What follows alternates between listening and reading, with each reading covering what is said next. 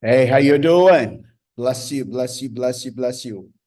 Welcome to another time here. Welcome to another time to pray. Welcome to the upper room. Thank you. Thank you for coming. We've been doing a study through the book of Proverbs as we lead ourselves in a place of prayer. And we've been dwelling on verse 3 all through the week. We're going to go on to verse 4. Verse 3 pretty much tells us about the evil, the ill, uh, the of flattery. Really, if you flatter is you don't love, you don't flatter someone you love, right? Because flattering is telling lies. Flattering is deception. Flattering is hypnotism. You know, uh, you're seemingly creating the air that is not there, for the purpose of using the person.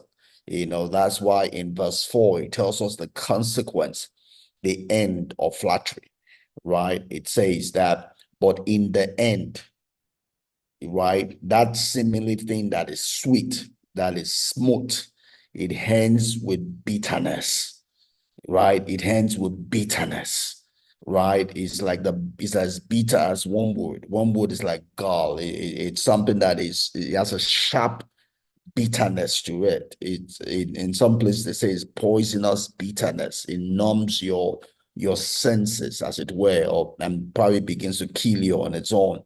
But the key word there is that flattery leads to bitterness because the truth will eventually come out, right? You can only deceive yourself for so long. The truth will eventually come out, right? You can live in deception for so long. The truth will eventually come out. That's what life is, right? Life, a lot of people deceive themselves when they're young, when they're supposed to be laying the foundation for their life, and they're just playing this and that. Some people are wasting their life, just selling their body. They think they're enjoying. You know, you're gonna pay for it in years to come. You're going to pay for it in years to come if you do that. Life is in phases, and every phase has its purpose, its intent. There are things you're supposed to achieve in every phase of life. If you don't achieve those things at those phases of life, life will ask of it later on, and to be more difficult. Les Brown would say, if you do the hard things today, your tomorrow will be easy. If you do the easy things today, your tomorrow will be hard, right? Today is for sowing. Someone would say, don't judge the day by the harvest by the harvest, but by the seed you sow, right? By the seed you sow. The harvest come of their own, right? Their consequence. The harvest is a consequence, right? Whether it's a consequence of your sowing or the consequence of another person's sowing, but it is a consequence. It has nothing to do with your direct effort per se, right? What has a lot to do with your direct effort and determines your destiny, determines your hand, right? Whether life will be good to you or not is what you sow, right? Is what you sow. So don't be given to people that make life easy for you.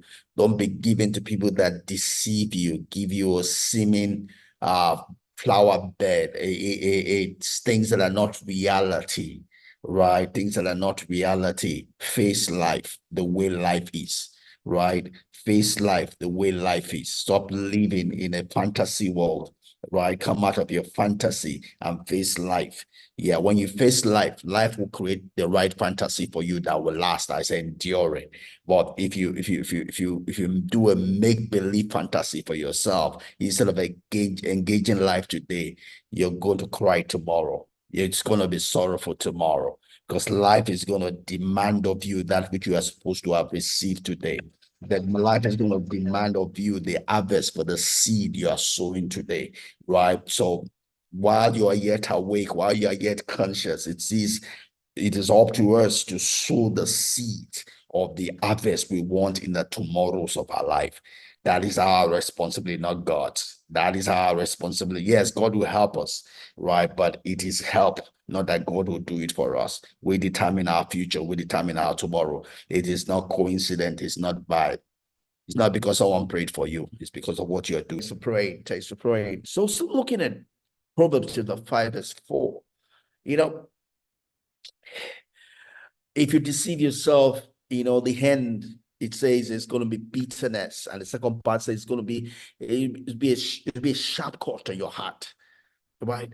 The people they're not married today because they took their youth for granted. In the flower of their life, they were saying no to everybody, right? Or they were just playing around, right? They thought they were the top girl, queen, all of that, and today they're having to pay the price for it. But it doesn't matter what your yesterday has been. Let's not dwell on that.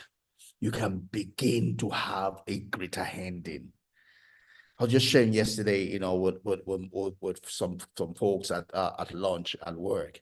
2018, I went for pre-retirement course, and then my finances were in tatters. They were upside down. I was in no way ready for retirement. But 5 years has done a lot for me, right? I mean, all my troubles didn't necessarily go away, but I did what I could do. I did what I could do. I'm in a far better position today than I was in 2018, right? I have less than 4 years to retirement, but I'm in a better place than I was in 2018, right? So it doesn't matter what your yesterday has been. You can start today to make a good ending, right? Let's not dwell on what you've done wrong yesterday. Yesterday is gone. There's nothing you can do about it, right? You're not responsible for yesterday. Yesterday is gone. What you're responsible for is today. Your today. How are you spending your today? Are you flattering yourself? Are you allowing yourself to be flattered? Are you wasting your time? Are you wasting the gifting, the treasures that God has put in your life? What are you doing with that which God has blessed you with to prepare for your tomorrow? Because your tomorrow is going to ask for it. Your tomorrow is going to ask for it. In what way are you developing yourself for what tomorrow has for you? Are you becoming a better person? Right? Are you becoming a person that is worthy of the future, the destiny that you seek? Will you be able to handle that which you are seeking from God for? Can God entrust you with the future you are believing Him for? As much as you are praying that God will give it to you, are you preparing yourself to receive it?